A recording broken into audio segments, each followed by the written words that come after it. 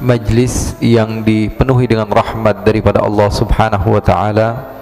Kata Imam Sufyan ibn Uyainah, "Inda dzikri shalihin tatanazzalur rahmat." Ketika disebutkan nama satu orang saleh, maka akan turun rahmat Allah Subhanahu wa taala kepada kita. Wa kaifa bi aslahis salihin. Lalu bagaimana yang kita omongin ini bukan orang soleh lagi, tapi pemimpinnya orang-orang soleh. Tentu rahmat Allah Subhanahu wa ta'ala banyak Allah berikan kepada kita. Kita sadar atau tidak kita sadar, yang terpenting Allah memberikan rahmatnya kepada kita. Alhamdulillah. Terkadang kita mendapatkan kemudahan di dalam hidup. Terkadang Allah Subhanahu wa ta'ala mendekatkan kita kepada orang-orang yang saleh. Kita tidak sadar bahwa itu karena berkat majlis kita datang malam ini. Allah Subhanahu wa ta'ala mempermudah rezeki kita. Allah Subhanahu wa ta'ala mempermudah urusan kita. Itu terkadang itu rahmat Allah Subhanahu wa ta'ala karena satu amalan kita yang kita lakukan dan kita tidak sadar. Ya, paling enak itu kalau kita melakukan amalan tapi kita nggak sadar, pahalanya dapat, enak begitu. Dibanding kita tahu kita melakukan amal soleh, berharap supaya mendapatkan balasan dari Allah, tahu-taunya amal soleh kita nggak diterima sama Allah. Na'udzubillah min dzalik. Makanya sebagian ulama mengatakan, saya kalau berdoa kepada Allah, saya terkadang berharap doa saya tidak diijabah dulu sekarang. Kenapa? Karena Allah pasti mengijabah doa. Allah yang bilang, apa kata Allah dalam Al-Quran? Ud'uni astajib lakum. Minta sama saya, kata Allah, saya pasti akan berikan kepadamu. Siapapun antum, dimanapun antum berada, antum minta sama Allah, Allah pasti kasih. Yang ngomong siapa? Allah. Allah dusta? Allah maha jujur. Innallaha la yukhliful mi'ad. Allah tidak mungkin ingkar janji, dan Allah mengatakan minta saya kasih. Berarti setiap orang di antara kita yang meminta kepada Allah pasti dikasih. Yang bilang siapa? Allah. Oke.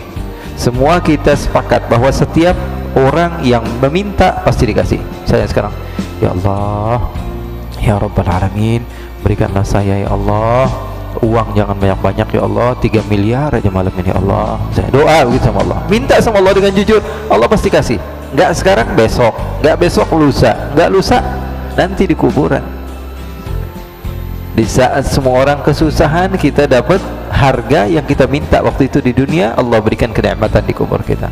Enggak dapat di kuburan, kelak di surga.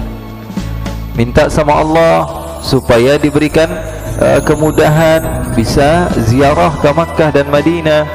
Minta kepada Allah Subhanahu wa ta'ala supaya memiliki kendaraan yang sedikit mewah, supaya berjalan ke masjidnya lebih mudah, atau berdakwahnya lebih mudah. Minta sama Allah Subhanahu wa ta'ala, Allah kasih. Enggak di dunia, nanti di akhirat.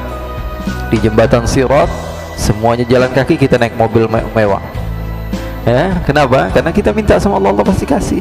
Allah mengatakan, ud'uni astajib lakum. Minta, saya akan berikan. Kalau kita sudah minta sama Allah Subhanahu wa ta'ala, cuman sekarang belum diberikan oleh Allah, kelak di akhirat kita akan diberikan oleh Allah. Nah, yang seperti itu sepertinya lebih enak ya, fujaatul khair. Kita ngira kita nggak punya amal, tahu-taunya kita punya amal. Umrah berkali-kali, haji berkali-kali, ziarah Nabi berkali-kali, umrah bersedekah, umrah infak, padahal nggak pernah ngeluarin. Dari mana? Dari doa yang Allah Subhanahu wa ta'ala jaga, yang Allah simpan. Makanya kalau berdoa kepada Allah Subhanahu wa ta'ala, jangan bersedih. Saya sudah minta berkali-kali sama Allah, kok nggak dikasih-kasih sama Allah? Bukan nggak dikasih, Allah paling tahu kapan waktu tepat untuk memberikan kamu pemberian tersebut. Allah paling tahu kapan waktu yang tepat untuk diberikan pemberian tersebut. Kadang-kadang maksa sama Allah, akhirnya dikasih. Ya Allah, pokoknya pengen mobil sekarang juga, dipakai mobilnya, tabrakan akhirnya. Buat apa? Untuk apa? Makanya minta sama Allah Subhanahu wa ta'ala, ya Allah, aku meminta kepadamu sesuatu yang terbaik menurutmu, bukan yang terbaik menurutku. Yang terbaik menurut Allah, bukan yang terbaik menurut kita. Karena kita makhluk yang lemah, kita ini nggak tahu apa-apa. Manusia ini lemah, manusia ini buta, manusia ini lemah, nggak tahu apa-apa. Seperti yang saya contohkan, mungkin bulan lalu saya contohkan kepada antum semua. Manusia ini lemah, tidak pernah mampu untuk memahami sesuatu kecuali kalau sudah terjadi. Contohnya seperti ini. Di zaman Nabi Muhammad SAW, Nabi Muhammad SAW Isra dari kota Makkah menuju Palestina. Betul nggak? Oke. Sampai di Palestina, kemudian Rasulullah dimi'rajkan dan pulang. Di pagi hari sudah berada di kota Makkah. Lalu Abu Jahal mendengar dan tertawa. Dan dia katakan, wah, Muhammad sudah mulai aneh omongannya nih. Masa malam pergi, pagi sudah ada di Mekah. Kami ini katanya sampai capek-capek ya. Kami membawa kuda kami atau unta kami berbulan-bulan untuk bisa sampai kepada Palestina.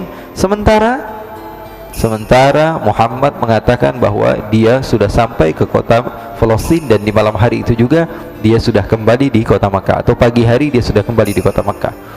Seketika Abu Jahal mendatangi rumah Abu Bakar, sahabat Rasul SAW. Kenapa? Karena ini Abu Bakar pasti berubah pikiran ini ya, Nabi Muhammad sudah mulai aneh. Ini Abu Bakar pasti berubah pikiran nih. Ada cerita baru nih, ini orang kayak gini, namanya Abu Jahal nih, begini.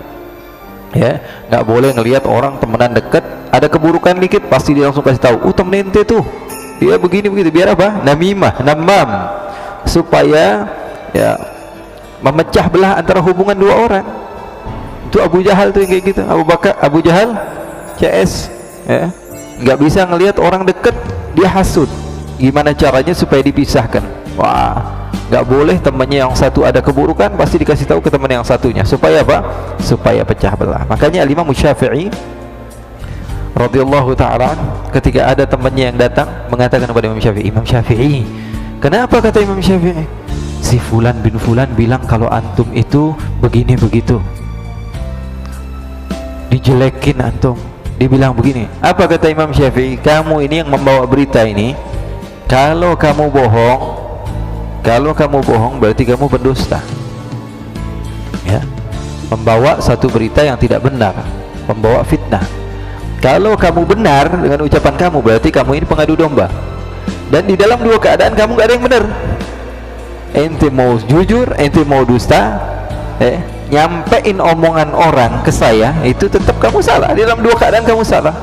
Kamu benar, kamu adalah pendusta. Kamu benar, kamu adalah kamu adalah pengadu domba. Kalau kamu bohong berarti kamu pendusta. Jadi nggak ada benernya.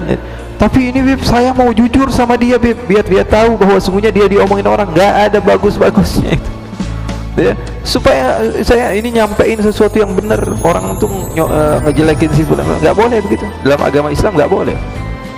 Kamu salah, kamu pembohong. Kalau kamu betul berarti kamu pengadu domba. Jadi kalau misalnya ada yang ngomongin teman kita, udah jangan disampaikan sama dia. Lebih bagus dia nggak nyampe gitu ya. Tapi saya mau jujur itu terkadang dilarang. Contohnya punya temen jelek banget, dia bilang, ih kamu jelek banget ya.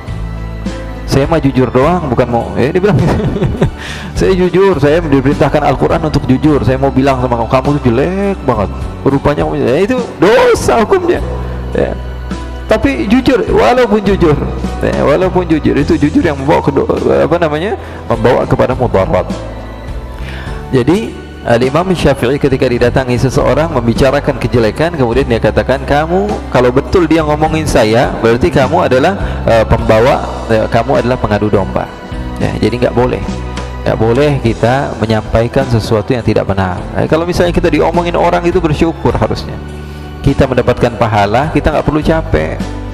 Kita dapat pahala, kita nggak perlu capek. Kalau diomongin orang, ada seorang imam namanya Sufyan bin Uyainah, dibicarakan dari jauh, dikatakan kamu begini, kamu gitu. Alhamdulillah, katanya segala puji bagi Allah, saya dapat pahala tanpa perlu saya capek, tanpa perlu saya sholat, zakat, puasa, tapi pahala ngalir terus. Nah, terkadang ada orang yang begitu. Makanya saya bilang, jangan pernah menjelekkan umat Islam, siapapun mereka. Terkadang Allah Subhanahu wa ta'ala berikan kepada mereka itu kelebihan. Malas sholat, nggak punya ilmu, tapi rajin bersedekah. Nggak mau sedekah, kikir, nggak punya ilmu, tapi rajin ibadah. Ada yang begitu ya. Jadi Allah pengen dia itu tetap masuk surga dengan amalan-amalan yang Allah Subhanahu wa ta'ala berikan kepadanya. Kikir, nggak mau sedekah, ibadah nggak ada, malas ibadahnya, tapi berilmu. Terkadang itu jalan Allah Subhanahu wa ta'ala untuk menjadikan dia ahli surga. Ada lagi yang sedekahnya malas, ilmu nggak ada, ya, ilmu nggak ada, amal ibadah nggak ada, tapi rajin diomongin orang.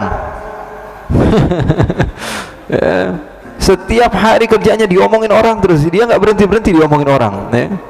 Nah, bisa jadi itu yang menjadikan modal dia untuk mendapatkan surganya Allah Subhanahu Wa Taala. Ya.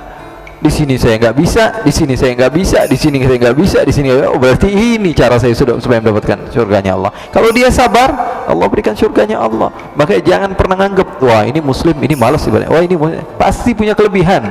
Kalaupun nggak punya kelebihan yang tadi, kelebihannya banyak diomongin orang dan dia sabar.